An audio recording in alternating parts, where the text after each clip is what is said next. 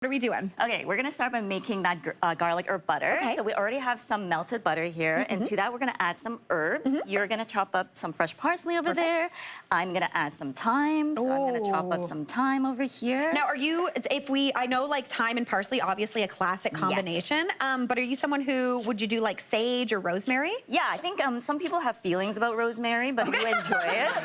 Yeah. It's a little strong, right, for some people? It is a little punchy. It can sometimes veer toward cleaning products. Yeah. I feel like they would put sage. Really? Yeah, Sage? Oh, I yes. love sage. I was gonna say sage, like if you infuse it in there, like it's lovely. Yeah. All right, so how much are we going in with? You can do like 3-4 tablespoons. Oh, great. Okay, whatever. perfect. It's like garlic bread vibes. Oh my gosh, we're going okay. for. I have a theory in life, and that is that everyone secretly always wants garlic bread. People? You're not wrong. I know. Yeah. If I offered anyone garlic bread right now, they'd be like, Everybody will take 100%. it. Yeah. 7 in the morning, 100%. Yeah. It's bad. I like the frozen one from the grocery. I do too. No shade. No shade. No Every shade time I walk by those, I'm like, do I buy that? So I added some salt to that, and then obviously we're gonna have to go in with some garlic. Beautiful. A little bit of pepper? Yeah, a little pep. Okay, love a little Don't pep. mind. Perfect. And then we'll stir that up and let that kind of infuse and cool off a little. I mean, put that with anything and you're good Exactly. to go. Yeah, you can drink that. It's a soup. We're good to go. All right, now next up, we're gonna talk the potatoes. Yes, we're gonna slice potatoes. So the recipe calls for 3 pounds of potatoes to be thinly sliced. Actually, every time I make this recipe, I have to make double. Minimum. I'm doing 6 pounds of potato. And honestly, the best way to, but everybody's gonna eat them all. It's never enough. Yeah. But the best way to really go through that many potatoes, though, thinly and evenly, is with the mandolin. Now, I'm not gonna lie. As soon as I walked in this morning, I was like, there's a mandolin on set. Yes. Because they're scary. They're you really evil. need to be careful. It's actually evil. You know, we're gonna be safe. We're gonna use a guard. I'm gonna show you how I do it safely. Okay. So what we're doing is we're gonna just take our yellow potato, or even Yukon Gold is great for this. Okay. We don't have to peel them, skin on. And we're just slicing them about the thickness of a quarter. Okay, so very thin. 1/16th, yeah, of an inch. I mean, if you don't have a mandolin, yes, you can use a knife. Okay. But you have to be careful that everything is kind of evenly sliced. That's so a they lot of cook slicing. evenly. Yeah. You're gonna have to watch 8 episodes of The Good Stuff to slice that many potatoes. Exactly. Yeah. So that's why we bust this out, right?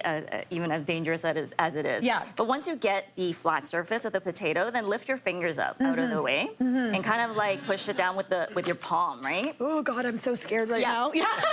However, what I really encourage is once it gets a little closer to the mandolin, take the guard out and use it, please. Don't leave it in the drawer. No. Like, look, even this thing says watch your fingers. It says, like, please watch your fingers. Heed the warning and use the guard. Now, there's also a thing, a glove. It's almost like a not Teflon, but like it's like a space glove. And Like a knight. You're the knight of potatoes. The knight of potatoes. The knight of the mandolin table. Yeah, I do have one of those. I bought it for my daughter to grate cheese with, and I always take it to use the mandolin. 100%. Yeah. Okay, so we've got those nice and sliced. Yeah, so we have our potatoes. Also, hot tip, as soon as you get to the place where you think, oh, I could get one more slice, do not try. Do not do it. Don't do it. Stop. Throw that potato in a pot, boil water. Both my thumbs will tell you don't do that. Yeah, like I'm sure so many people have been victimized by the mandolin before, and you don't forget that pain. No, you do not. You do not. You end up running to the doctor like this. So once we have all our potatoes sliced, we're going to toss it in this yummy, Oh my yummy gosh, butter this sauce. already looks so good. Of course, these are all good things, right? I love the fact also that we're tossing it with the butter because then it's going to make sure that every single layer is coated with that fat. Yeah, we have to be fair. We have to be fair. Every slice. I love that. Okay. So once we've got them tossed, we're going to start assembling them, yes. Okay, so how do we assemble these So we're gonna do them in individual stacks over here inside a muffin tin. Okay.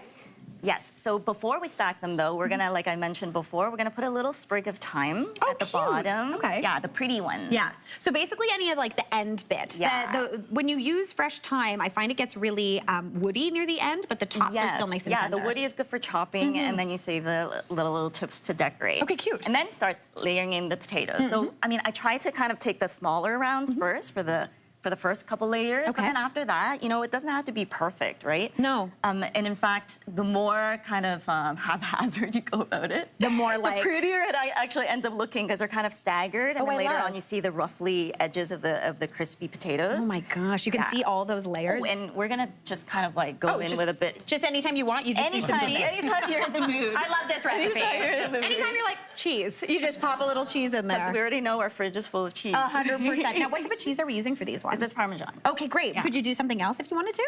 Yeah, you can do Gruyere. Oh, that would be or honestly, any smoked cheese. Like when you were talking about smoked cheeses, I'm like salivating Tis the because I just season. love smoked cheeses. Same. It's so good. Yeah, so you can do grated, like any kind of grated cheese. Okay, that and then you we keep enjoy. stacking, kind of almost until Yeah. they're a little over top, right? Yes, because they do sink down a little bit as they cook, so don't be afraid to like mound it up like this. Okay, perfect. And then once they're done, you just want to tightly foil them. And if you don't like using foil, you can also use a parchment and then a baking sheet on top to hold down the parchment. Okay, great. You just want like a tight.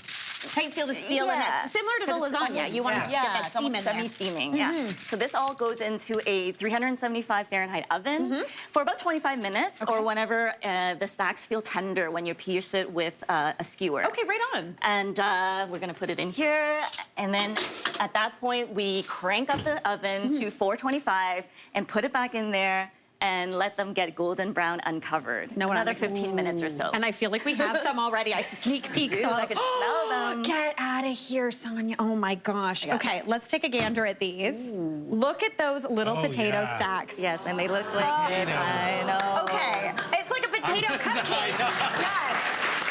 And okay, how do we get these out of here? Okay, so if they're really hot, I usually like will just use a little skewer and poke it until I can like lift it up. Okay. And then we're gonna serve them like that. Are you kidding me? baby. Look at this With golden brown with that little bit of time. Come on. I'm sorry, I would eat half that pan. 1,000%. You know? That's what everyone I would says. have to triple this recipe. Hey, Mary here. What did you think? Drop your comments below and don't forget to like and subscribe for more of the good stuff.